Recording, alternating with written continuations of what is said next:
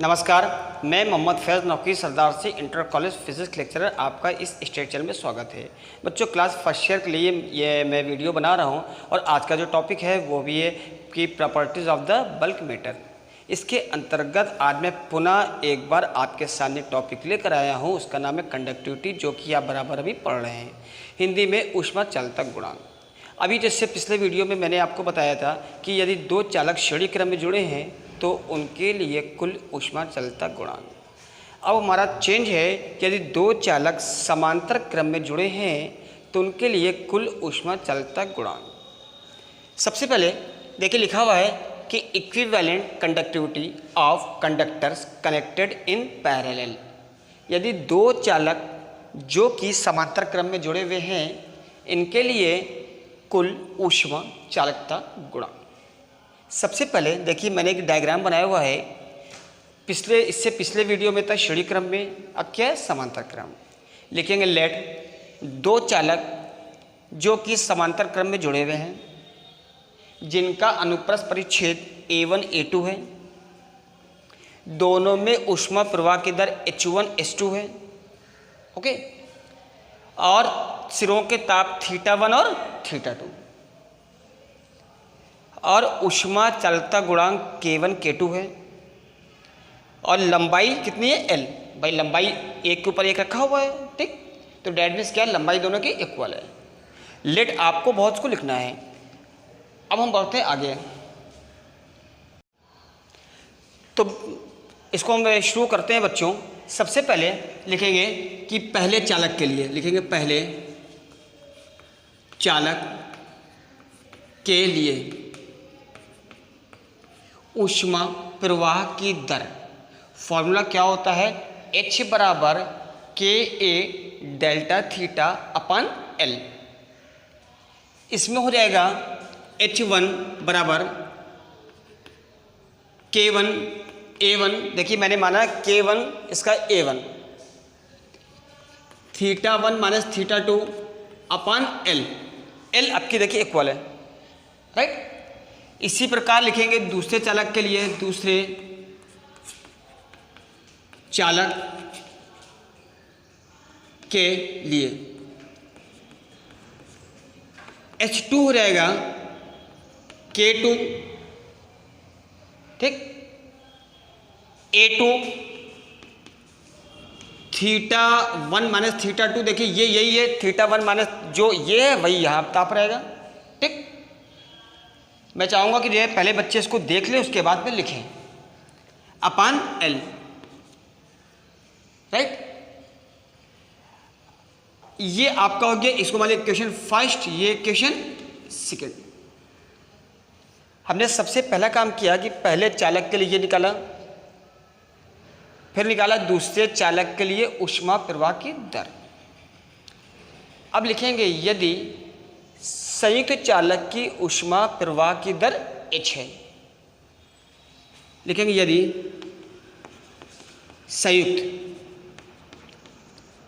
संयुक्त ओके चालक के ऊष्मा प्रवाह की दर कैपिटल H हो तो क्या करेंगे, दोनों को जोड़ देंगे। लिखेंगे कि H बराबर H1 प्लस H2, ओके, जहां पर एक कैपिटल H क्या है कि दोनों की संयुक्त की ऊष्मा प्रवाह की दर, राइट। अब यहां इसको कर सकते हैं, H1 कितना है आपका K1 A1 θ1 minus θ2 upon L plus K2 A2 θ1 minus θ2 upon L, ठीक। यहाँ पर इसको चाहिए लिख जाएगा यदि संयुक्त चालक की ऊष्मा प्रवाह की दर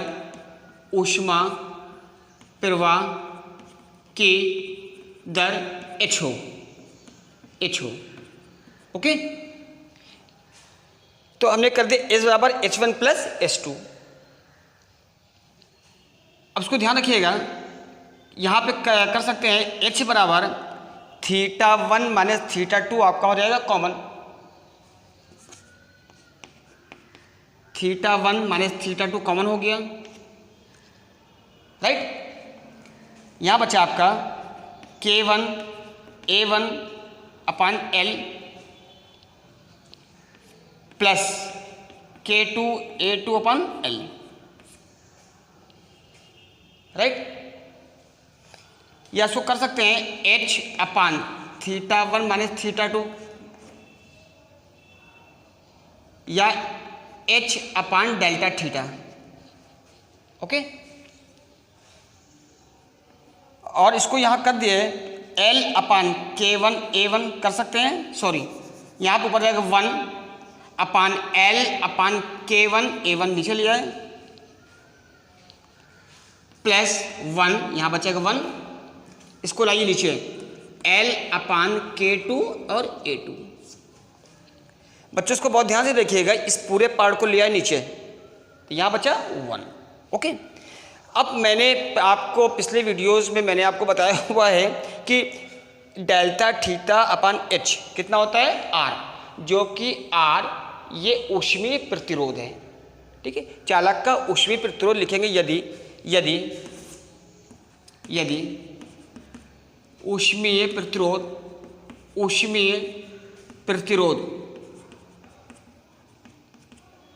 संयुक्त R हो, ओके। ध्यान रखिएगा, इसके हमने मान लेंगे R1, इसका R2 संयुक्त वाला R।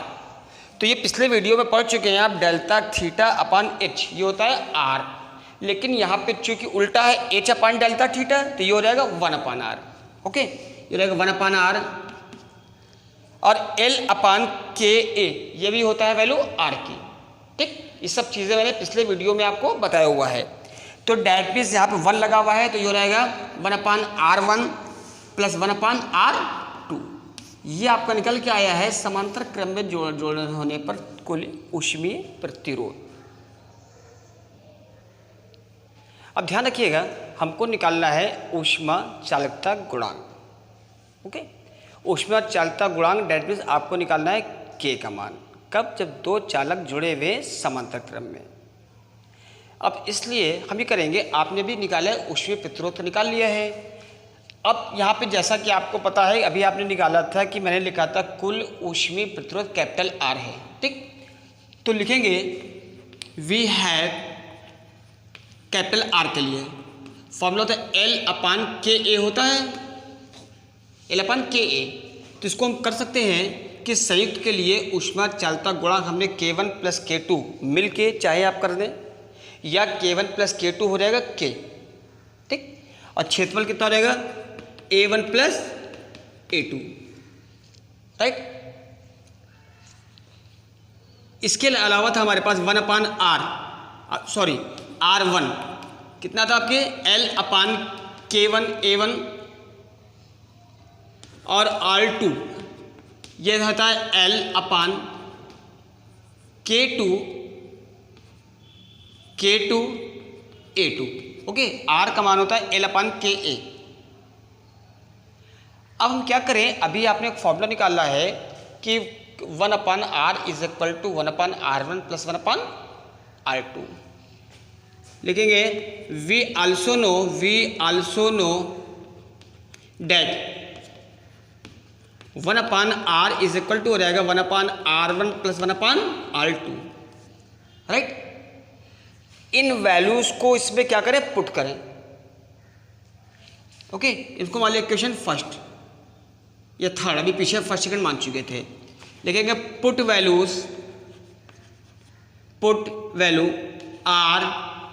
R1 and R2 in equation third, ठीक। ये R1 और R2 की वैल्यू सभी का थर्ड में हम रख दें। कैसे, आइए देखें। 1 अपान R, तो ध्यान रखिएगा ये हो जाएगा L upon K A1 plus A2, okay, is equal to 1 upon R1 की वैल्यू कितनी है L अपान K1 A1 ये, प्लस 1 अपान L अपान K2A2। ओके, अब बच्चों जैसा कि आप जानते हैं अगर इसकी पोजीशन चेंज करें तो ये आ जाएगा ऊपर। ओके, ये हो जाएगा, यहाँ पे आपका K था, ये KA1 प्लस, तो ये आपका ऊपर आ जाएगा A1 प्लस A2 अपान L, है ना बेटा, इज इक्वल टू ये पार्ट आ जाएगा upside, that means K1 A1 upon L plus ऊपर आ गया K2 A2 अपान L। ठीक, देखिए जो फार्मूलेज आप पढ़ चुके हैं उसी को मैं कर रहा हूँ। बहुत आसान सी चीज़ है, थोड़ा सा टफ आपके लिए क्योंकि अभी आपने इसको घर पे कुछ पढ़ा नहीं है। अब यहाँ पे इसको हम कर सकते हैं किसका L ले लिए एलसीएम। ठीक, मैं चाहूँगा कैमरामैन दिखाता रहे कि नीचे का ज़रूर है। K A1 प्लस A2 अपान L, यहाँ पर L ले लिए एलसीएम तो आएगा K1 A1 plus K2 A2 अपान L, ये ना भाई, L आपने एलसीएम लिया था तो ऊपर का ये बच गया, ये L से L कैंसिल हो गया। यहाँ अब आपको निकालना क्या है, ऊष्मा चालकता गुणांक। डैट मीन्स कर सकते हैं K बराबर हो जाएगा दिस अपान दिस, लिखेंगे K1 A1 plus K2 A2 अपान A1 प्लस A2, ये आपको निकला है K का मान, ये ना।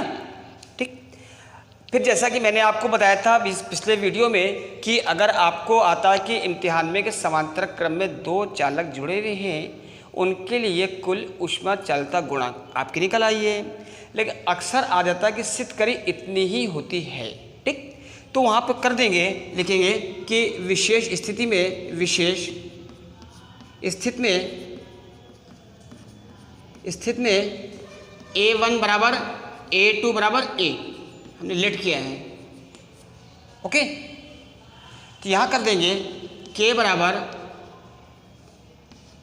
K1 A हो जाएगा plus K2 A upon A plus A, मैंने इक्वल किया है। या इसको कर सकते हैं A ले लिया एलसीएम, K1 प्लस K2 अपान 2A हो गया, राइट, A से A कैंसिल हो गया, K इज इक्वल टू बचेगा K1 प्लस K2 अपान 2। मैं चाहूँगा मेरे कैमरामैन नीचे दिखा दें, क्या सामने का पूरा आ रहा है, ये आपका निकल के आ गया है समांतर क्रम के लिए। तो बच्चों आज मैंने आपको पहले वीडियो में बताया था कि श्रेणी क्रम के लिए, इस वीडियो में मैंने बताया कि यदि दो चालक जो कि समांतर क्रम में जुड़े हैं तो उनके लिए कुल ऊष्मा चालकता गुणांक। देखिए इसका सूत्र निकल के आया है K बराबर K1 प्लस K2 अपन 2। अगर आप एग्ज़ाम में केवल इस पार्ट को करते हैं तो भी सही है, और अगर आप इस पार्ट तक कर देते हैं तो भी सही है। तो उम्मीद है कि ये डेरिवेशन आपको समझ में आया होगा। और जैसा कि मैं बताता हूँ कि अगर किसी भी राइटर की घर पे बुक है, उस राइटर से आप उसको पढ़ें। और जैसा कि आपको मालूम है कि इधर सिलेबस आपका काफ़ी कुछ चेंज हुआ है, तो उसमें कुछ चीज़ें सरकार की तरफ से छोड़ी गई हैं, उसके लिए वो चीज़ आप बिल्कुल परेशान ना हो, हम लोग उन चीज़ों को छोड़ के ही आपको पढ़ा रहे हैं। इसलिए स्कूल से जो भी वीडियोज़ आ रहे हैं उसको ज़्यादा से ज़्यादा देखिए और उसको लाइक कीजिए, सब्सक्राइब कीजिए और पढ़ाई ज़रूर कीजिए। जय हिंद, जय भारत।